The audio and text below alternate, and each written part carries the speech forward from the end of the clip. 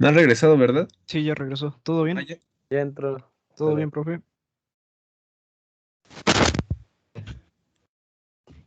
¿Está compartiendo pizarra o Sí, solo se sí, puso? ya. Ah, sí, ya, sí, sí, sí, ya, sí, ya. sí, ya llegó, Ya ya la vi, llegó. ya la vi, ya la vi, ¿Todo ya la bien, vi. profe? Ok, sí, jóvenes, una disculpa, un problema con la conexión a internet. Bien, entonces ya tenemos el trabajo mecánico en este problema. Y entonces lo que les comentaba era lo siguiente, el análisis que se puede hacer a continuación es el siguiente. De acuerdo al teorema trabajo-energía, ¿qué podríamos concluir notando el resultado que tenemos? Es decir, ese 12.3 joules, ¿qué querría decir según el teorema trabajo-energía?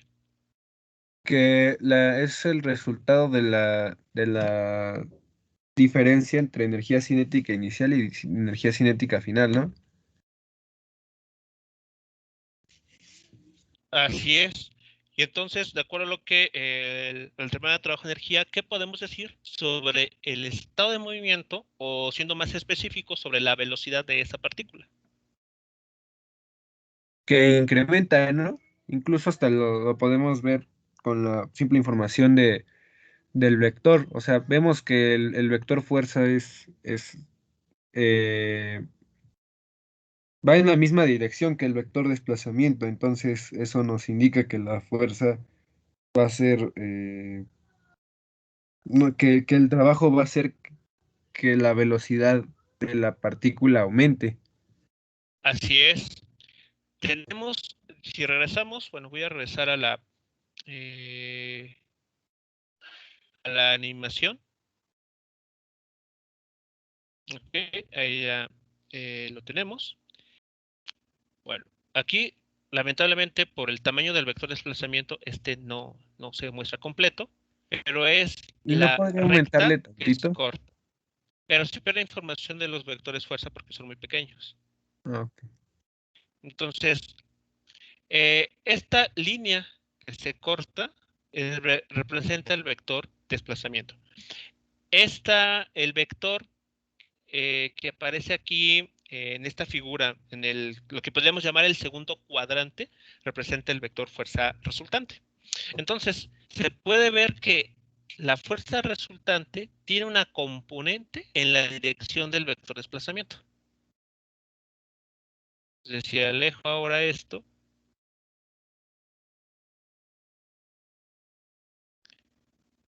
podemos ver que estos dos vectores, el desplazamiento, que es el vector más grande, y este vector que ahora aquí tenemos, vean, forman un ángulo. No tenemos el valor exacto por ahora, pero se está formando un ángulo menor a 90 grados. Así que este vector fuerza tiene una componente sobre el vector desplazamiento. Entonces, ahora, si regresamos a la pizarra y recordamos lo que estuvimos comentando la clase pasada, aquí está. Cuando la fuerza F tiene una componente en la misma dirección que el vector de desplazamiento, el trabajo mecánico es positivo, que es justamente lo que está pasando en ese problema. Y cuando eso sucede, la velocidad de la partícula se va a incrementar.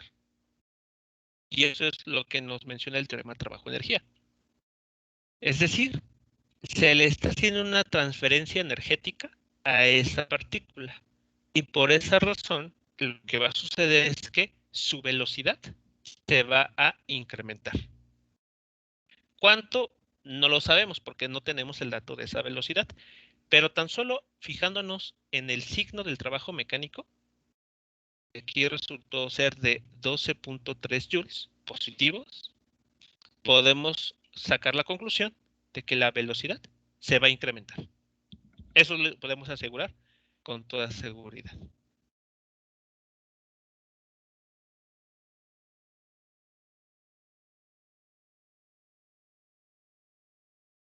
Sí queda claro entonces cómo el teorema trabajo-energía se estaría aplicando aquí. Sí, y bueno, lo de las desconociendo gráficas esto, no lo capté muy bien. Bueno, anteriormente que estaba poniendo una parte de unas gráficas de trabajo. No capté muy bien esa parte.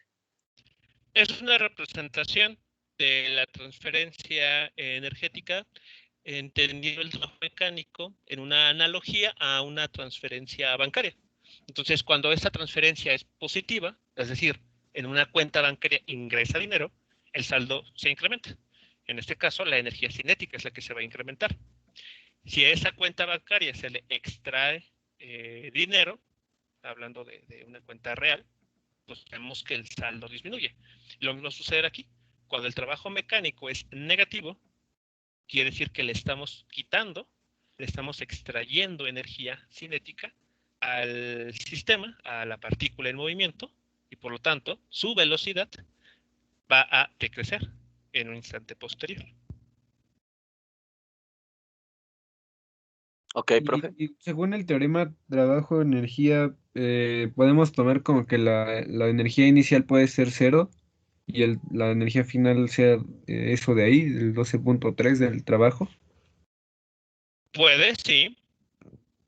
Podemos Sería en asumir caso, esa eso podemos situación. asumirlo en caso de que desconociéramos la energía inicial, ¿no? Y podríamos considerar en una situación simple que la partícula inicialmente estaba quieta, estaba en reposo, se le aplicaron esta pareja de fuerzas y como resultado de esa interacción, la partícula va a incrementar su velocidad y bueno, esa velocidad va a depender de esa inyección de energía de 12.3 joules. Ahora, algo que tiene que quedar claro es que el menor valor de energía cinética que puede tener un objeto respecto a un sistema, en un sistema de referencia es cero. Es decir, que el objeto esté quieto. Porque echemos un vistazo acá en la ecuación para la energía cinética. Vean, la energía cinética es igual a un medio por el valor de la masa de la partícula y la masa es una cantidad escalar positiva. Y aquí estamos después multiplicando por el cuadrado del módulo de la velocidad. Entonces, esta cantidad K no puede ser negativa. ¿Sí lo notan? No hay manera de que tengamos un resultado negativo.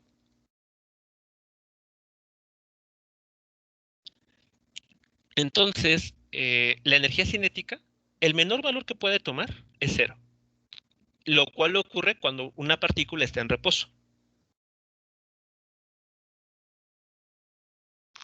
Y esto lo comento porque, bueno, tal vez en ejercicios que ustedes resuelvan sobre estos temas, tengan mucho cuidado. Lo que está diciendo el teorema de trabajo-energía es el trabajo mecánico es igual a la variación de la energía cinética.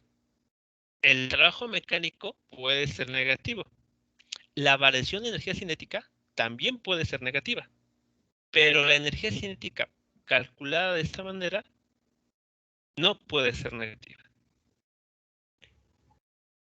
Porque incluso si tuviéramos que restar, o sea, que hubiera, no hay energía negativa, ¿verdad? O sea, No hay energía cinética negativa, sí.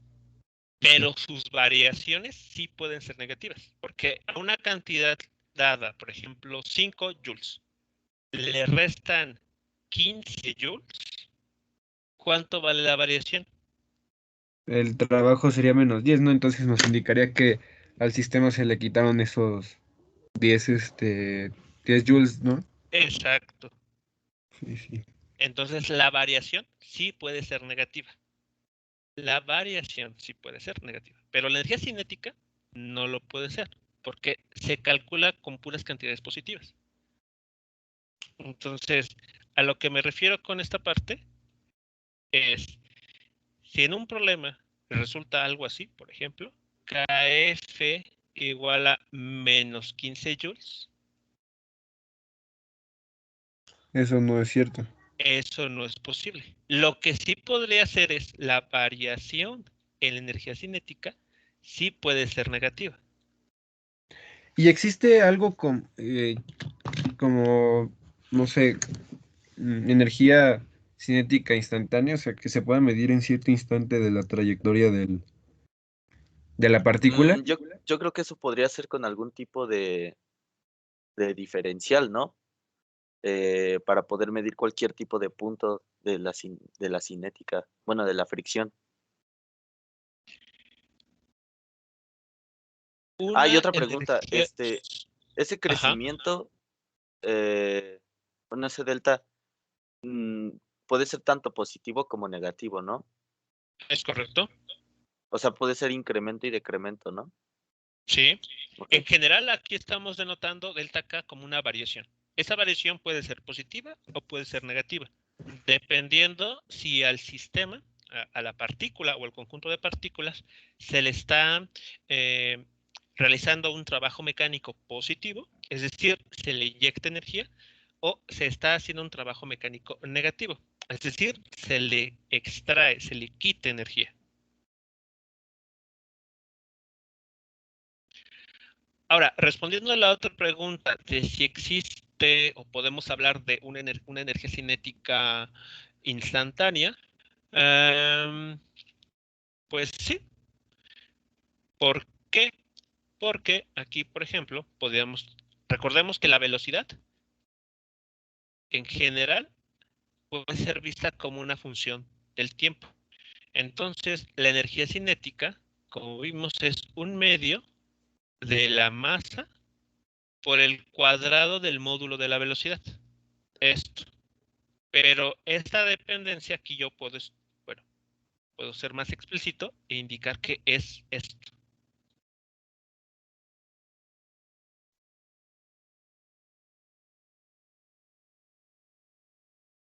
Vean, aquí está la velocidad como función del tiempo. Mm, ok. Entonces, como aquí está dependiendo del tiempo, la energía cinética también va a depender del tiempo. Entonces, si ustedes quieren saber cuál es la energía cinética que tiene una cierta partícula en t igual a un segundo, en t igual a 2 segundos o en algún otro instante de tiempo, lo pueden hacer. Todo va a depender de que tengan la información de la función velocidad en función del tiempo para evaluarlo aquí, multiplicarlo por el valor de la masa, eh, bueno, dividirlo entre 2 y esto ya les dará los joules que tiene la partícula como energía cinética en ese instante de tiempo. Incluso para el movimiento rectilíneo uniforme. Sí, también. Aquí nosotros en el proceso de integración consideramos esa posibilidad. Aquí están las dependencias. Aquí está la aceleración. Entonces, aquí nótese que en ningún momento dijimos que la aceleración fuese constante. Tan es así que no salió de la integral. De hecho, asumimos que la aceleración sea una función del tiempo. O sea, toda esa información está contenida en el teorema de trabajo de energía.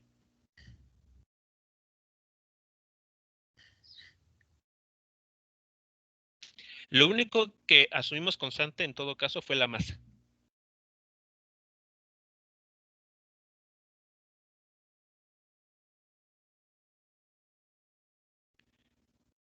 Y eso, bueno, hicimos ahí unos comentarios la clase pasada, porque como bien señalaron ustedes, si tomamos, por ejemplo, en cuenta un vehículo y a este vehículo o consideramos la masa de la gasolina, después de un cierto recorrido, pues al quemar combustible, la masa total pues ha cambiado. Entonces, decir que la masa de un objeto se mantiene constante, pues digamos que no es del todo exacto. Pero para fines prácticos o que nos interesan a nosotros, vamos a asumir que las masas de los objetos se asumen constantes. Ok. Bien, entonces, eso es lo que resultó del primer ejercicio. Vamos a ver el siguiente. En este siguiente ejercicio tenemos esta información. Nos comentan que una fuerza F con esas componentes y es kilonewtons en I más 9 kilonewtons en J más 12 kilonewtons en K actúa sobre un objeto pequeño de 95 gramos de masa.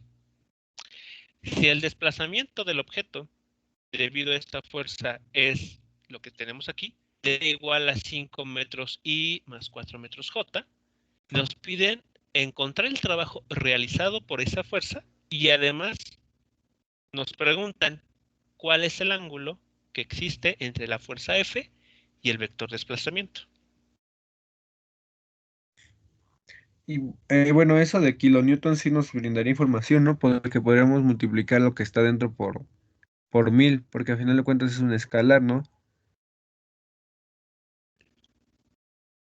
Sí, Bueno, a si mí se me requiere, resultaría más se fácil puede. para ir simplificando términos, porque es acá yo creo que sí me estorbaría para lo que sigue. Bueno, aquí es opcional. Bueno, si quieren utilizar multiplicar cada componente por 1000, lo pueden hacer. O igual se podría dejar mejor en kilojoules, ¿no? Bueno, ¿qué resultaría mejor? ¿O usted qué consideraría mejor? La forma más compacta de escribir sería lo más recomendable. Entonces en kilojoules, dejar todo en kilojoules. Así es. Se entiende que ese K está representando una potencia 10 al 3. Ah, ok. Sí. Bueno, Bueno, entonces entonces, aquí tengo una representación, un esquema de lo que está pasando, ¿no? Entonces, tenemos esa fuerza F, aquí mostrada en color verde, con esos newtons. Claramente aquí la escala no es acorde al problema, porque dibujar 10 kilonewtons pues sería una cantidad enorme a considerar. Entonces, eso está hecho, digamos que no a escala. Y el desplazamiento, vean, tiene componente X y Y. Así que es un desplazamiento que está ocurriendo en el eje, perdón, en el plano XY. Entonces, bueno, vamos a dibujar esta figura o estos vectores en GeoGebra para tal vez ver mucho mejor esta parte, ¿no? Que nos quede claro incluso cuánto podría valer el ángulo, porque aquí se ha dibujado, pero pues como es una pizarra bidimensional, la información 3D pues queda bastante escondida, ¿vale? Entonces vamos a tomar los datos que nos da el problema para la fuerza, pero vamos a manejarlos a una escala donde los kilonewtons no los vamos a tomar en cuenta. Entonces las componentes son 10, 9 y 12. Y las componentes del vector de desplazamiento serán 5 y 4 en X y en Y. Entonces voy a cambiar de pantalla nuevamente.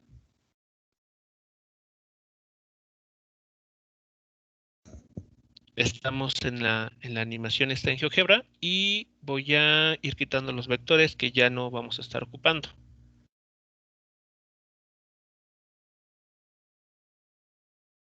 Entonces aquí vamos a tener el primer vector. El primer vector, el que sería el vector fuerza, tiene como componente X 10 kilonewtons, como componente Y el 9 kilonewtons y como componente Z tiene 12. Y el vector de desplazamiento, que en este caso tiene como componentes,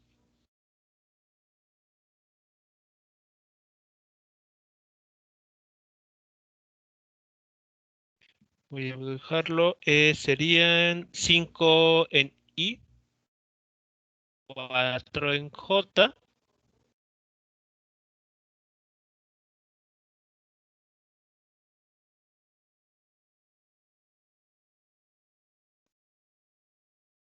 y 0 en K.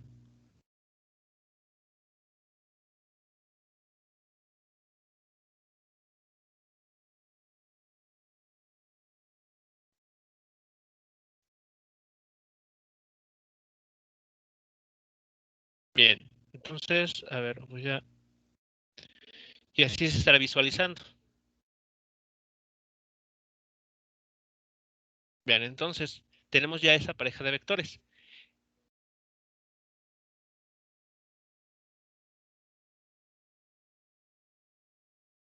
El vector que está en el plano XY es el vector de desplazamiento. Tiene componente Z. Y este otro vector, el que se ve hacia arriba, apuntando hacia la esquina superior derecha, es el vector fuerza. Entonces, pueden ver, cualitativamente hablando, el ángulo que se está formando entre estos dos vectores es el que se está mostrando aquí con el cursor, que no sé si se alcanza a distinguir. Sí, profe. Sí, Sí se ve. Ok, ¿vale? Entonces, ese es el ángulo que nos pide el problema también determinar. Y esto será una representación tridimensional de estos dos vectores.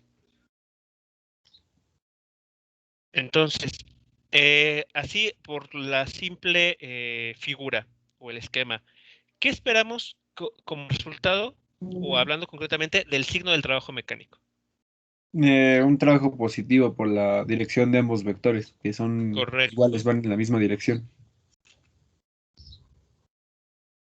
No exactamente la misma dirección, porque eso significaría que el vector fuerza y el vector desplazamiento ambos están en un ángulo cero. Se Perdón, refería a en la el misma mismo dirección sentido. ajá, en el Pe- mismo sentido.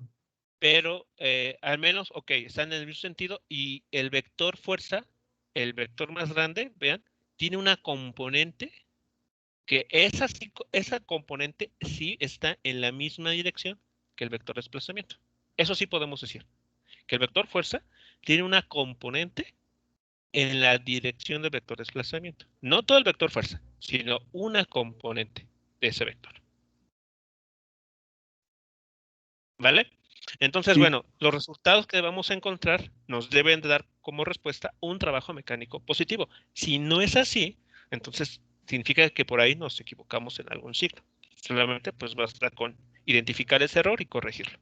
Pero noten esto, el resultado que tengamos que obtener tiene que ser congruente con lo que estamos observando. Vale, entonces, pues vamos a ello. Vamos ahora a determinar el trabajo mecánico. Entonces, como en este problema nos están dando el vector fuerza y el vector desplazamiento en sus componentes, calcular el trabajo mecánico requiere que utilicemos esas componentes. Sería creo que lo más adecuado, lo más pertinente, dada la información que tenemos. Entonces, el trabajo mecánico, estarán de acuerdo que se estará calculando de esta forma. sí, Justo como lo hicieron, incluso lo programaron. Es más, hasta pueden hacer uso del programa que ustedes elaboraron. Ingresan los datos de sus vectores. El primero sería el de fuerza, 10 newtons. Bueno, aquí estamos omitiendo los kilonewtons. Es 10, 9 y 12. Y del otro vector sería 5, 4 y 0.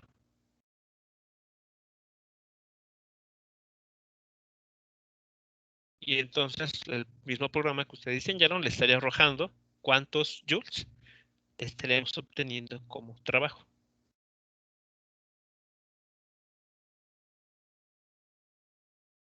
Entonces aquí, bueno, regresando con los kilonewtons.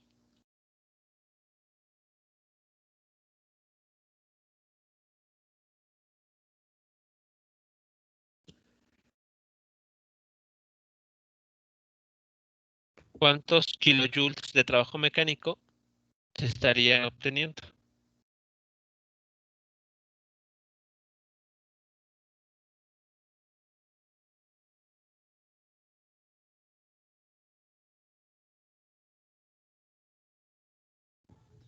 pues ya lo puso ahí, ¿no? Bueno, sería esa suma 50 más 36 porque pues como el vector de desplazamiento no tiene componente K o es cero, pues la componente K del vector fuerza, pues ya no influiría en el producto punto. Correcto. Muy bien, entonces el resultado que estaremos obteniendo aquí sería de 86 kilojoules. Y como vemos, es una cantidad positiva. Así que, de acuerdo al teorema trabajo-energía, ¿qué estaría representando este trabajo de 86 kilojoules? Que se le están aportando 86 joules a la partícula y eso va a aumentar su velocidad. Exactamente. Lo que va a suceder gracias a esa fuerza es un aumento en la energía cinética o bien en la velocidad de esa partícula. Y eso, pues vemos solamente notando el signo del trabajo mecánico. ¿Preguntas, comentarios sobre esta parte? De hecho, es la primera parte del problema, porque nos piden encontrar el trabajo mecánico realizado por esa fuerza. No, ninguna duda, profe.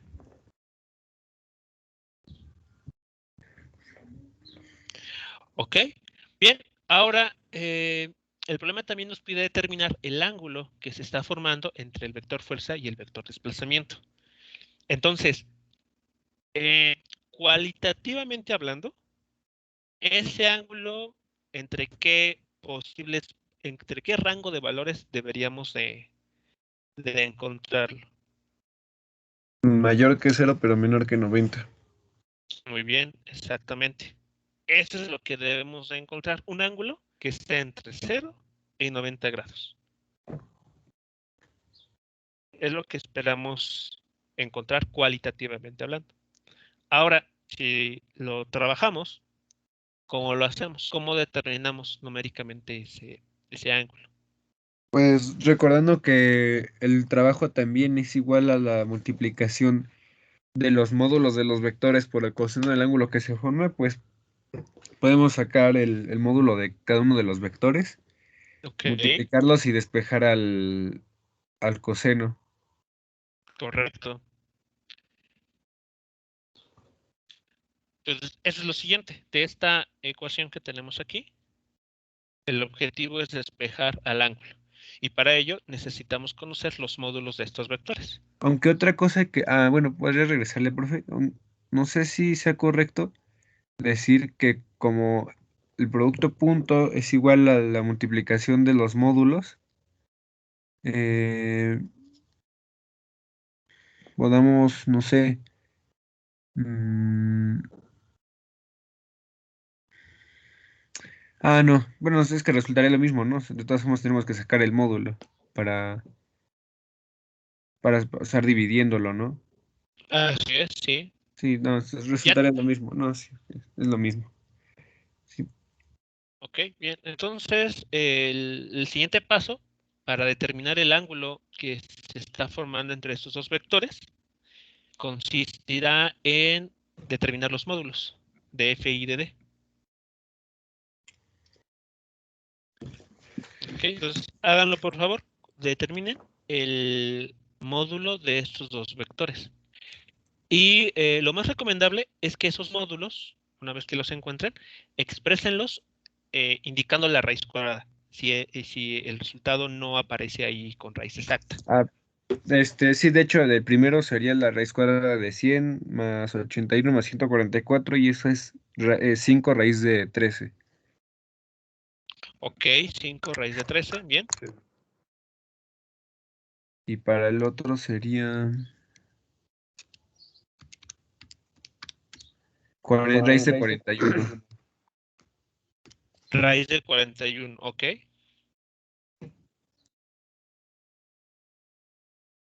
Vale, entonces tenemos los siguientes resultados. Aquí raíz de 325 se puede escribir como 5 veces la raíz de, ¿cuánto habían dicho? 13. 13. Ujú. Sí, Ok, bueno, entonces listo, ya tenemos el módulo de la fuerza, 5 por raíz de 13 kilonewtons y el módulo del vector de desplazamiento como raíz de 41 metros. Entonces, al multiplicar eso, tenemos a ver, 5 raíz de 13 por 41, ¿no? Y eso nos da 5 por raíz de 533. Ok. Vale, entonces 5 por raíz de, ¿cuánto? 533. Sí, Ok, sería lo que podemos anotar en el denominador de esta ecuación, donde ya aquí aparece despejado el ángulo teta. Pues el ángulo teta es el arco coseno del producto escalar de f con d dividido por el producto de sus módulos.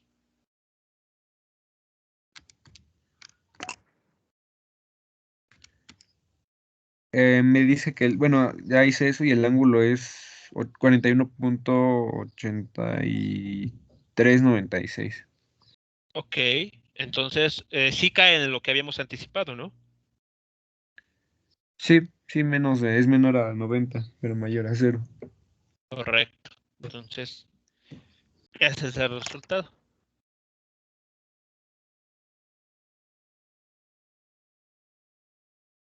El resultado numérico que se ha encontrado cualitativamente, bueno, en este caso ya cuantitativamente, coincide con lo que ya habíamos anticipado de alguna manera, que era un ángulo entre 0 y 90 grados. Y de hecho, bueno, la animación está en GeoGebra, pues se puede ver que es un ángulo que, pues sí, no supera los 90 grados.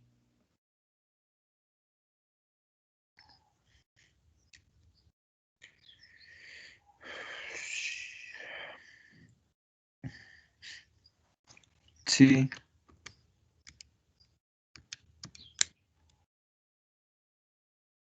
Bien, preguntas, comentarios sobre este problema. No, profe, todo bien. Todo bien, profe. Ok, vale, entonces vamos a ver el siguiente problema. Y bueno, este requiere un poco más de meditación, un poco más de cuidado en su lectura y evidentemente en análisis. Este problema, nótese lo siguiente, ¿no? Nos comentan que un meteorito de 75 kilogramos se entierra 5 metros en lodo suave. La fuerza entre el meteorito y el lodo está de esta manera, vean. F de X, donde esta F es la fuerza, o el módulo de la fuerza, es igual a 640 newtons por metro cúbico por X cúbica, donde X es la profundidad en el lodo. Con esta información nos piden o nos preguntan, ¿cuál era la rapidez del meteorito cuando impactó inicialmente el lodo? ¿este problema se presta para diagrama de cuerpo libre? O... Se puede analizar mediante un diagrama de cuerpo libre, pero aquí hay que tener cuidado en, en cómo proceder una vez que se tiene el diagrama de cuerpo libre. Es que igual, bueno, una pregunta que igual me haría es que si está influyendo la aceleración de la gravedad o solamente la aceleración que genera esa fuerza. Estarán influyendo las dos fuerzas. Ok.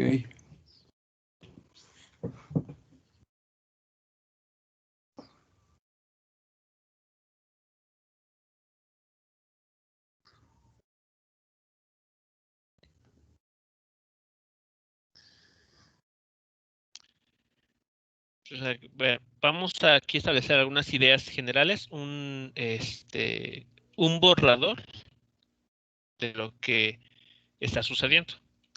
Entonces, a ver, vamos a tomar en cuenta lo siguiente.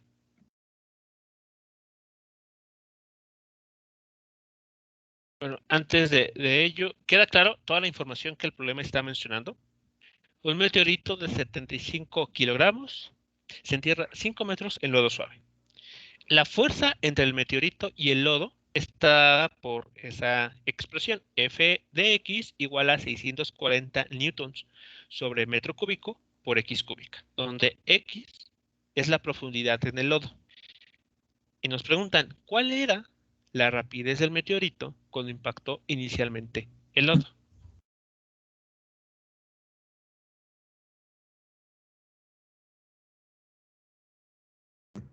Pues sí, no, o sea, el meteorito se, llevaba cierta velocidad Ajá, y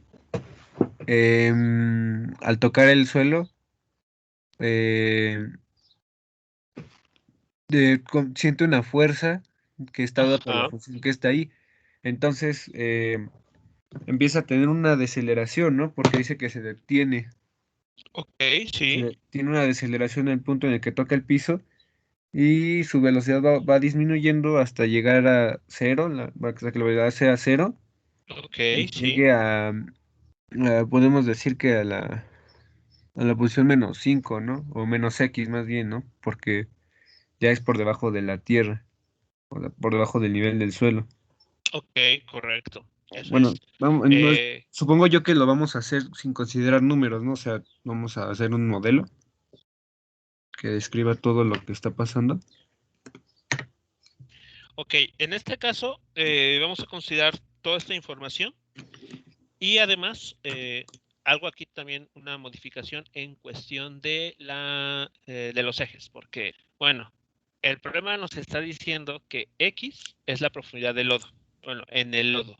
Entonces, para tratar de hacer un poco congruente este problema con lo que el texto menciona, vamos a considerar que el eje X por esta ocasión en este problema va a ser el eje vertical. ¿De acuerdo? Ah, ok, sí. Entonces, solamente en esta ocasión el eje X será el eje vertical, así que el vector peso actuará en el eje X negativo, solo por esta ocasión, porque hemos rotado nuestro sistema de coordenadas. Bueno, entonces, todo lo que se acaba de argumentar como parte del análisis o de la interpretación del problema es correcto. Este meteorito llevaba una cierta velocidad, que vamos a llamar velocidad inicial, justo cuando toca el suelo por primera vez, ¿no? Esa superficie llena de lodo suave. Conforme va adentrándose en esta región, siente o experimenta una fuerza que lo va frenando. Entonces, esa fuerza tiene que apuntar hacia arriba, ¿están de acuerdo? En el eje X positivo. Sí, Porque de esa manera, pues se entiende que ese meteorito haya disminuido su velocidad. Ahora, incluso lo puso ahí, ¿no? Que el desplazamiento que tuvo el meteorito va hacia abajo, pero la fuerza vamos a decir que lo está empujando, ¿no? Hacia arriba. Y eso generaría exacto, bueno, más bien haría un trabajo negativo que indica que se está quitando energía del meteorito, ¿no? Bueno, la que lleva. exactamente. El desplazamiento para este problema, vamos a, bueno, por el contexto del propio enunciado, se debe tomar hacia el eje X negativo, porque el meteorito va descendiendo, está penetrando en esa región de lodo suave. Mientras que el lodo, como respuesta a esta situación, ejerce una fuerza con dirección X positiva. Ahora, podemos también tomar como nivel de referencia el suelo, donde podemos colocar nuestra posición inicial en 0 metros. Y la posición final en la cual termina este meteorito va a ser un valor negativo, una posición negativa, con un valor de menos 5 metros. Porque como bien se señaló, está por debajo del nivel del suelo.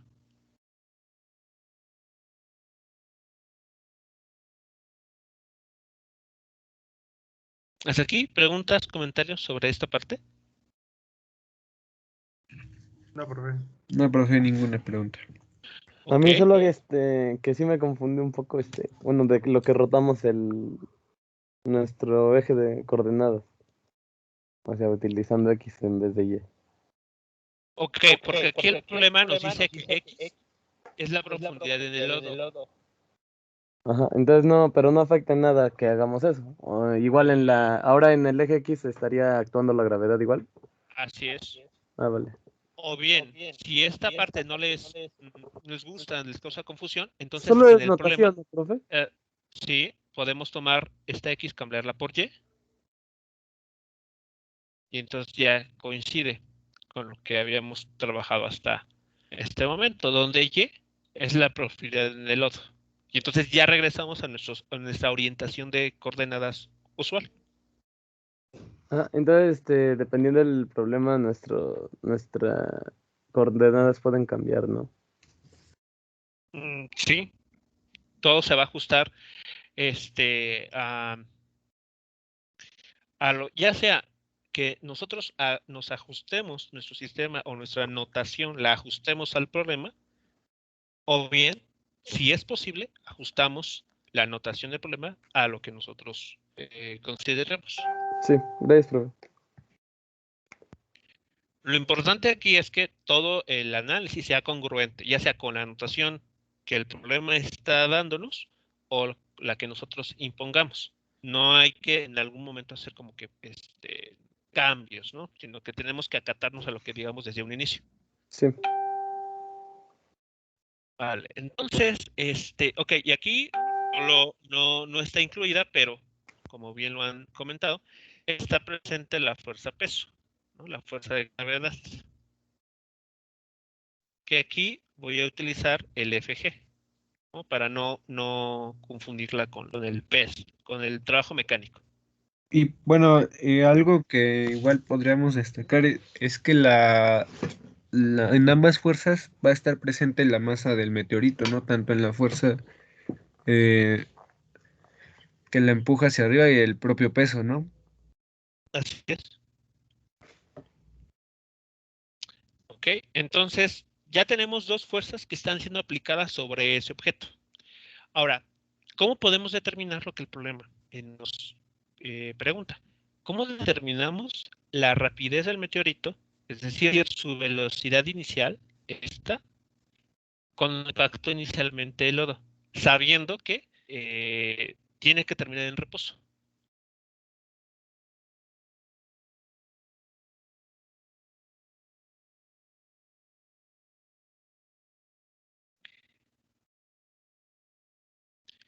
Pueden ustedes aplicar lo que hemos visto en la parte de dinámica y estaría bien, pero en algún momento vamos a tener que aplicar los conceptos nuevos que hemos estado revisando, porque el problema sí lo va a requerir. Es decir, aunque nosotros quisiéramos aplicar al 100% el método visto en la parte de dinámica, va a llegar un momento, un punto en el cálculo.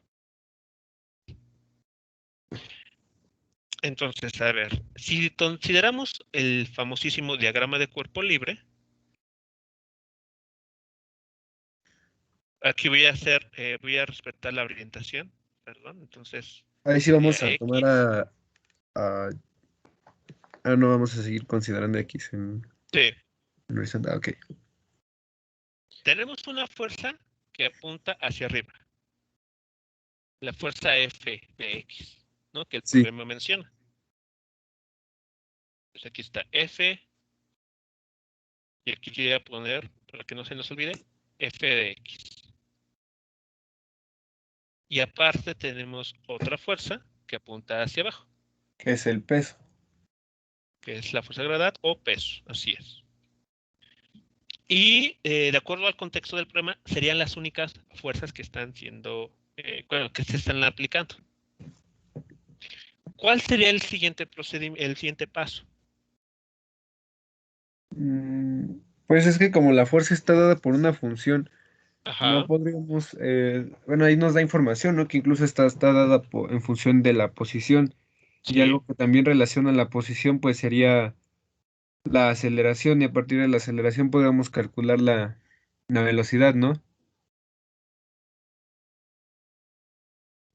O más bien, Calcularla. otra cosa, Ajá, bueno, y bueno, antes podríamos decir también que se forma una fuerza resultante entre F y G, más bien así entre F es. y FG.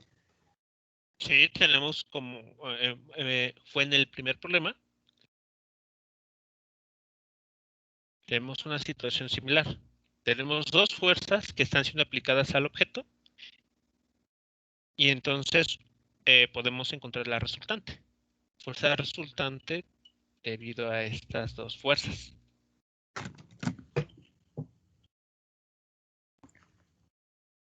Y esa fuerza nos podría determinar la aceleración que se genera, ¿no? Y de la aceleración podríamos ya calcular la velocidad, porque ya tenemos igual ¿Cómo? posición. ¿Cómo determinaremos esa velocidad? Sí, bueno, pues vamos a hacer la suma de esas fuerzas y nos va a dar una fuerza resultante.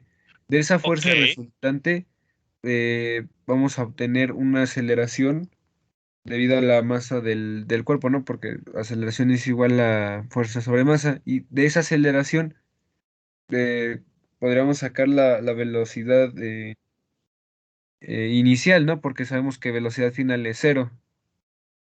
Y aparte también conocemos el desplazamiento ok. que tuvo el Entonces, meteorito. vale, entonces la fuerza resultante están de acuerdo que sería F de X menos FG. Y esto es igual a masa por aceleración. ¿Sí estamos de acuerdo? Sí. Aquí voy a ir saltando algunos pasos como puede ser la tabla, y demás. Ok, entonces vamos a llegar a esta ecuación. Muy bien, esto es correcto. No estamos diciendo nada nuevo. Es algo que ustedes ya conocen. Muy bien. Y de aquí la aceleración dicen. Muy bien, eso es cierto. La aceleración es igual a la fuerza resultante, que sería f de x menos fg, sobre m, ¿no? Sí. Vale. Y ahora, ¿cómo determinamos la velocidad?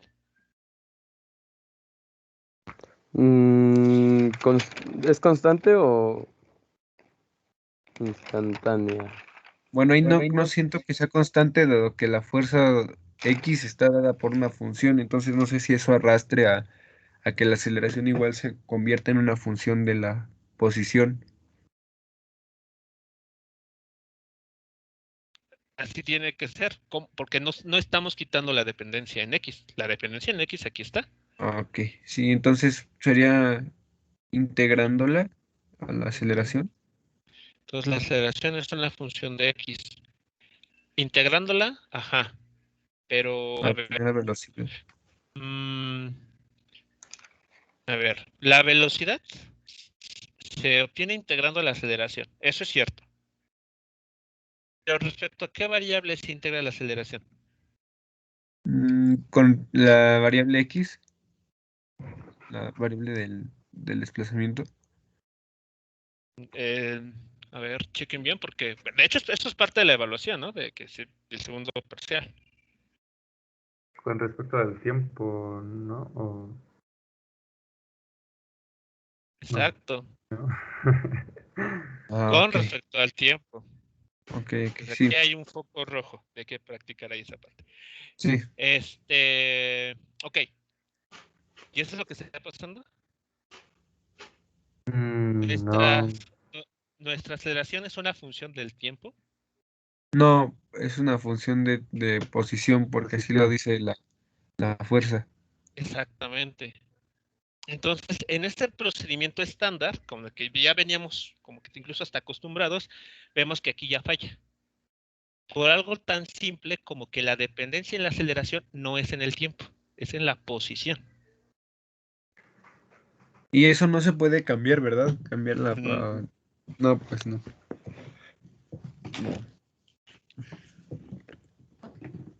Entonces, ahí está lo que les comentaba.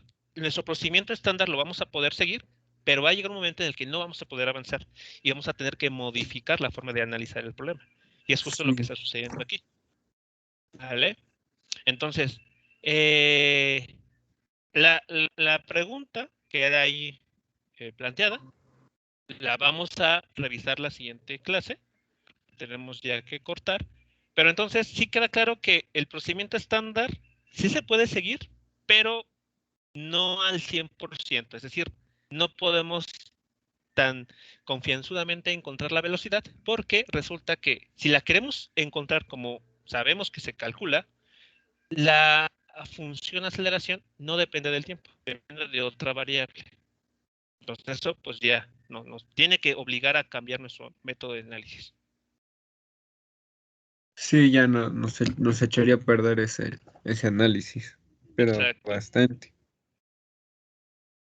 es correcto. Pero bueno, bueno, eso lo da el problema, pero en otros casos la fuerza no, sigue siendo, siempre se va a dar por lo regular en función de la posición, nunca se va a dar el tiempo, o sí se puede dar fuerza con respecto a tiempo. Puede No sé, ser incluso hasta modelo. como función de otra variable. Ah, ok. O sea que ya si desde un principio nos hubiera dicho este problema, la fuerza es una función del tiempo, pues ya Ajá, podemos haber procedido con esto, ¿no? claro. Sí, como estamos acostumbrados o habituados, mejor dicho, a hacerlo. Pero aquí, Sí. pues claro, está cambiando un poco la situación. Entonces, nuestro enfoque, nuestra forma de resolver el problema tiene que modificarse también. Como les comento, no está mal lo que estamos haciendo. Todo lo que me acaban de comentar es correcto, al 100% es correcto. Solo que por el tipo de fuerza que estamos encontrando o que el problema nos está dando, no podemos aplicar directamente lo que conocemos. Tenemos que hacer alguna modificación. Ok. Bien, jóvenes, pues bueno, entonces, la siguiente clase, que sería la siguiente semana, continuamos el miércoles, retomamos este ejercicio, y el lunes tenemos la evaluación del segundo parcial. Así que bueno, El lunes ya les de la haré semana, el lunes que ocho, viene 5, Ah, 6, lunes. ¿es 8? Sí. ¿vale? Entonces, ahí les estaré haciendo llegar por Classroom la información sobre el examen, bueno, un mensaje como a modo recordatorio para que lo tengan ahí presente. Ok, Entonces no vamos a ver trabajo en el examen. ¿No? Ah, ok. Ok. Solamente lo que vimos, ¿no? En el inicio. Producto punto, producto cruz, cinemática y, Tiro y parabólico. ¿no? Bueno, es que Así es. el tiro parabólico está en cinemática. Ah, bueno. Sí, es cinemática. Porque ya lo de leyes de Newton creo que ya es dinámica, ¿no? Así es. Sí. Ok, jóvenes, pues bueno, entonces retomamos esta parte dentro de una semana prácticamente, ya que pues como sabemos se cruza el examen y pues no sé, eso nos va a llevar unas clases. Ok. Bueno, Sí, entonces nos escuchamos el lunes que viene en la evaluación, y si llegan a surgir dudas sobre ejercicios o actividades que por ahí en Classroom y demás, pues ahí en el grupo lo estamos comentando. sí, profe, gracias. ok, Nos vemos el profesor. Bien, lunes. jóvenes, nos escuchamos entonces la siguiente semana. Hasta luego, profe. Hasta luego, Hasta profesor. luego, buena tarde. Igualmente, gracias.